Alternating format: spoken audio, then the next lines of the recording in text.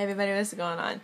Right, there's an article out, and it's basically like 5 things that all pro-choicers have heard, and if you don't know how to respond to them, here's some examples. I'm not going to go through all 5. I'm going to skim through the 5 of them with the answers, but I'm really going to focus on the adoption one, because I've always, well, not always, but I've been saying for a long time I'm against adoption, but I believe it should be there because I am not like aunties, and I don't believe that I am the all-knowing everybody, and I don't believe that I should be a tyrant and tell everyone what to do. I am against adoption because I believe it is a very, very cruel thing to do to an innocent child, right? An innocent child that did not ask to be born. Now, here we go, right? I'll link the article in my blog and in the description. But anyhow, so the first thing a lot of us hear is, what if you had been aborted? Well, I would also like to note, I don't just hear that, but I've heard from people who say they're against abortion, telling me, you should have been aborted because I'm against abortion. Not just once, but twice I've heard this, right? Well, so let me read a bit of what they said. And they said, this is one of the most, this one makes about as much sense as saying that an aborted fetus could have been the next Gandhi, when it could have just as easily been the next Hitler, right? So that makes no sense at all. It doesn't make sense for us to hypothesize on what would have happened if you or I, or any other person, had not been born. Besides, any number of factors besides abortion could have prevented us from being born. Something as simple as your parents moving to a different neighborhood, maybe staying up late to watch TV, instead of conceiving you. Numerous factors would have meant that you would not be sitting here and reading this or listening to me today. So arguing that abortion is the only thing that keeps people, no life or no existence is inevitable, as it says. Alright, women know what they're doing when they become pregnant. Now I would like to point out, why are men never mentioned? Women don't get pregnant by themselves, right? But, moving on, and I enjoy how men are never the sluts. It's always the women that are the sluts. Oh, you sicken me. But anyhow, so women know what they're doing when they get pregnant. Really? Hold on, woo, button. Okay. So despite no matter what the consequences, whether it was because of an accident or so on and so forth, whether a pregnancy is a result of irresponsibility or the aftermath of complete caution, a woman could still end up with an unplanned and unwanted pregnancy. Now, why would we bring a child into this world that's unwanted? If you believe you should, you're completely cruel. Or you just lived in a bubble your entire life. But I'll get to that in a minute. Right? Here's the part I want to emphasize. A newborn shouldn't have to deal with the repercussions of that. That being 2 adults either making a mistake or, as I said, taking caution, and that caution falling through. A child that will be born should not have to pay for mistakes, nor should the adult have to pay for these mistakes. You shouldn't be punished. A child should not be a punishment. A child is supposed to be joy. It's supposed to be something that when you and the person you love are ready, you have a child because you can provide for the child, because you want the child, because you love the child, not because you're being punished. Okay, now the next one is the one I really want to highlight because it deals with adoption, right? Adoption is always an option. Abortion is not the answer to unplanned pregnancy. They want you to think. Bullshit. I've lived it. I know how it is. Have you been in a foster home? Do you know what goes on in foster homes? Do you know how the federal government benefits from foster homes?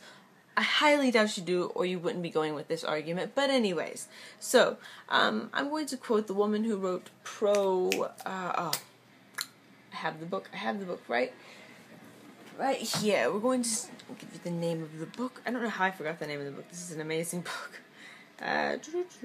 Right. Pro Reclaiming Abortion Rights.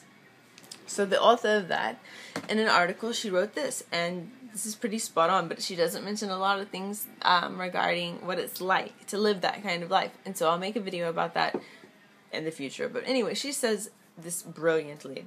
Adoption is definitely an option, but it is not the easy way out that a lot of pro-lifers tend to describe. Adoption has emotional and legal consequences.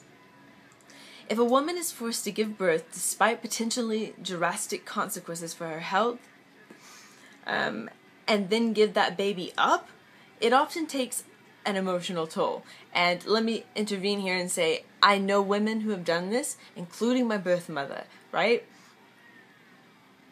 Yeah, so I'll end it there and I'll put that in another video.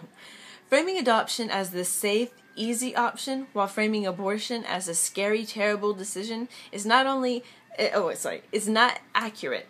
And this is where what she goes on to say. This is where her quote, the woman who wrote the book, this is where her quote comes in. Women who give up their children for adoption are years and years later talking about how painful it was. Much more than women who have abortions. Besides, being pro-choice literally means being pro-giving a woman the right to choose, right? So she should be free to choose either option.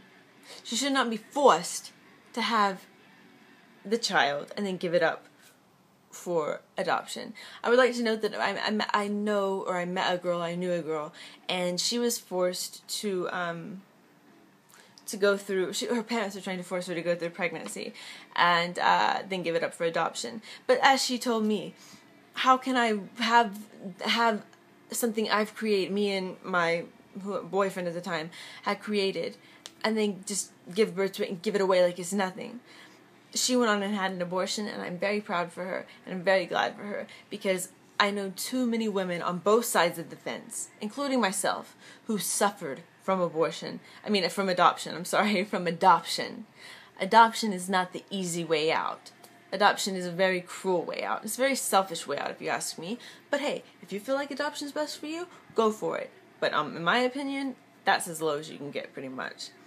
And then yeah, there's two more. There's